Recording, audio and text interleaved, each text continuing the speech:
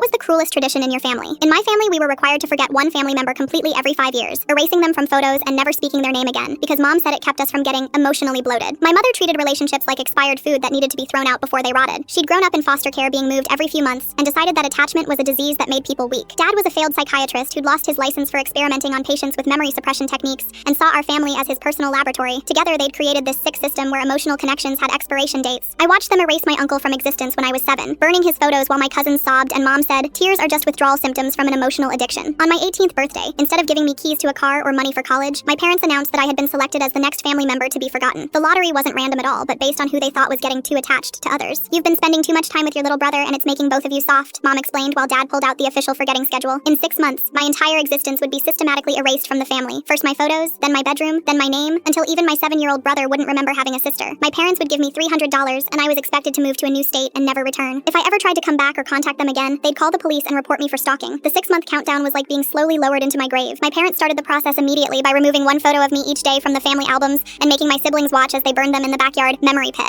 They installed a timer in my room that counted down the days until I became nobody, and forced me to wear a name tag that said "soon to be forgotten" at family dinners. The worst part was watching them train my little brother to forget me through daily drills where they'd punish him if he mentioned my name or acknowledged my presence. When he'd cry and reach for me, Mom would hold him back, saying, "She's already starting to disappear. Don't make this harder by holding onto a ghost." They made me document my own erasure by writing goodbye letters to each family member that they'd burn unopened, because forgotten people don't get to leave final words. 2 months before my erasure date, they started referring to me as the temporary one, and removed my place setting at dinner, making me eat standing in the corner like I was already a ghost haunting my own life. Mom sent me listings to cheap, dirty apartments in the next state over as a courtesy, reminding me that soon I wouldn't be allowed anywhere near their house or my little brother. I decided I needed to make myself impossible to forget for my brother's sake. I documented everything about our sick family tradition, and hid copies everywhere they'd never think to look. I recorded videos with my brother where I taught him memory games using my name and face, hiding USB drives and his favorite toys that he'd find years later. When I found my uncle's old address in Dad's files, I wrote to him explaining that he had 2 nieces who still remembered him, and included recent photos of my cousins. The response I got back changed everything, because my uncle revealed that the forgotten members had been organizing for years, waiting for someone still on the inside to help them expose what our parents had done. When my parents discovered I'd been contacting the forgotten relatives, they moved up my erasure date to that night and began the emergency forgetting protocol they'd developed for contamination events. They locked my brother in his room and played audio loops saying, "You never had a sister," while drugging his juice with Dad's leftover psychiatric medications. Mom started calling family members to prep them for my immediate erasure, warning them that mentioning me after midnight would result in their own forgetting. They brought in my cousins to watch as they threw my belongings into a bonfire, making them chant, "She never existed," while I screamed that I was still right there. Dad pulled out his old medical equipment and said forgotten people sometimes needed help disappearing completely, especially ones who'd proven they couldn't let go gracefully. "At least she's saving us $300, he said, sharpening his knives. I wasn't just going to be exiled anymore, I was going to be killed. But the forgotten relatives had been monitoring my parents' house and knew the fire meant things were escalating badly. They called the cops, who burst in and found my brother unconscious and me locked in a closet. I told them everything, and my parents got 10 years for child endangerment and drugging a minor. My brother recovered, but still wakes up panicked that I've disappeared.